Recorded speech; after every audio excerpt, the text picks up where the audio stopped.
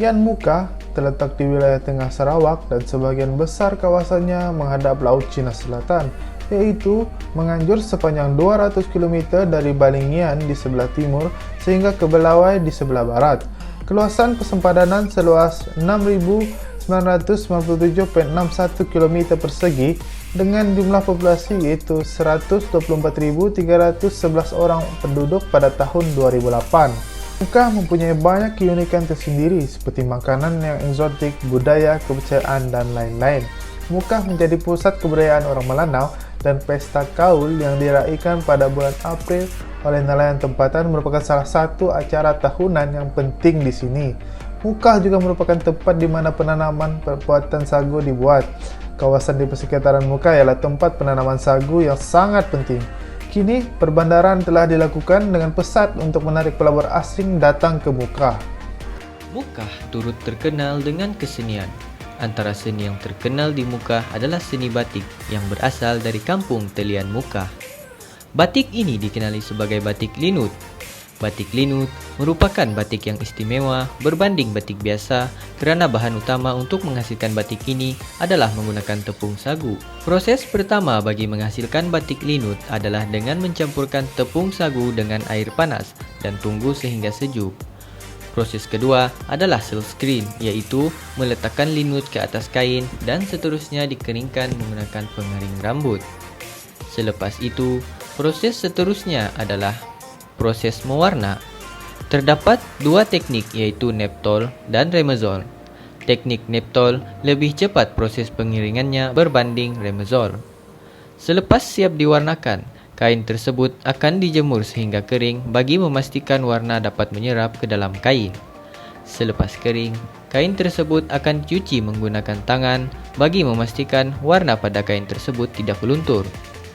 Teknik pembuatan batik linut ini adalah kombinasi teknik pembuatan batik tradisional dan teknik ikat dan celup atau tie-dyeing yang menghasilkan warna dan corak yang menarik.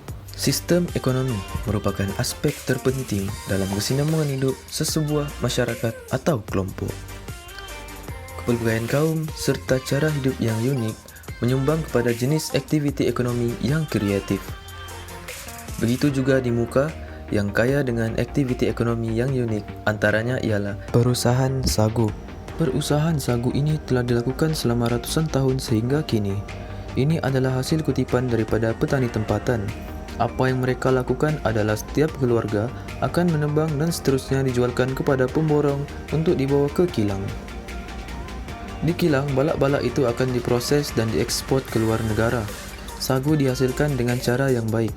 Setelah pokok sagu menjadi matang, ia akan ditebang dan anak pokok akan tumbuh lagi. Ia merupakan proses yang berterusan. Ini merupakan kurniaan Tuhan kepada kaum Melanau yang tinggal di persekitaran yang sukar ini. Sagu membantu kehidupan mereka dan segala hasil kutipan dari pokok sagu akan dimanfaatkan. Kaum Melanau tidak membuang walaupun hanya sisa sagu, seperti kulit sagu. Orang Melanau boleh menggunakan ia menjadi bahan api. Apabila memanggang ikan, ia akan memberikan aroma tertentu kepada makanan. Dalam pertanian sagu, kaum Melanau hanya perlu membersihkan rumput rumpai di bawah pokok dari semasa ke semasa. Pisah dan pindah tanaman anak-anak pokok agar ianya tidak berkumpul. Setelah pokok menjadi matang, barulah ianya boleh ditebang.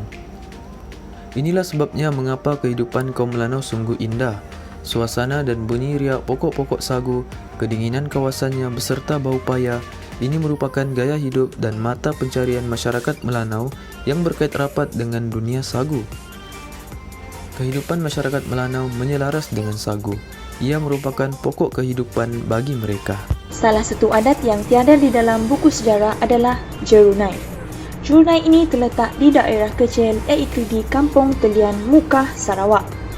Jerunai ataupun untuk lebih difahami lagi adalah kubur atau makam bangsawan pada zaman dahulu bagi masyarakat Melanau.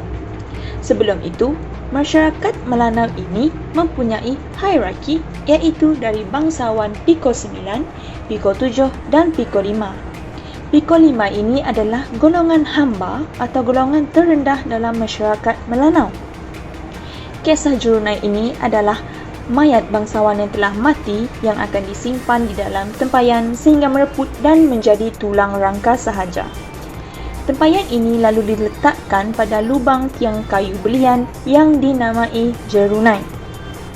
Pembinaan Jerunai ini berkisahkan tentang kematian bangsawan yang mengorbankan seorang anak kecil untuk diletakkan di bawah lubang yang telah digali sebelum ditindihkan dengan kayu berlian itu. Kematian bangsawan ini juga ditemani oleh seorang hamba perempuan yang diikat hidup-hidup dan digantung sampai mati di kayu berlian tersebut. Fahaman orang dulu tentang mengorbankan anak kecil ini adalah anak kecil ini yang akan memimpin perjalanan sebagai pemandu bangsawan di Likau Amatai atau alam orang mati, dan hamba perempuan ini akan menjadi hamba sepenuhnya untuk bangsawan itu, contohnya akan mencuci pakaian, menjemur baju dan lain-lain. Hamba perempuan ini akan ditinggalkan tergantung di atas Jerunai itu dan akan mati secara perlahan-lahan kerana tidak diberikan makanan dan minuman. Kisah yang agak menyeramkan kerana berlakunya sumpahan yang disumpah oleh hamba perempuan itu. Wah, sungguh menarik episod kita pada kali ini. Banyak ilmu dan benda-benda yang baru kita dapat, bukan? Khazanah seperti ini seharusnya dilestarikan dan dipelihara sebaik mungkin kerana ia merupakan harta yang amat bernilai kepada Sarawak. Sudah terang lagi bersulu kita dapat lihat bahawa Muka merupakan satu daerah yang begitu unik dengan pelbagai variasi mengenai adat resam, pantang larang dan budaya mereka. Oleh itu, ini sahaja yang kami dapat bawakan pada episod kali ini.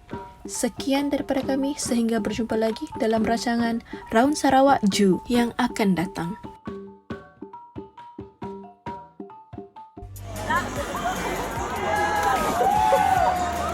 Ay,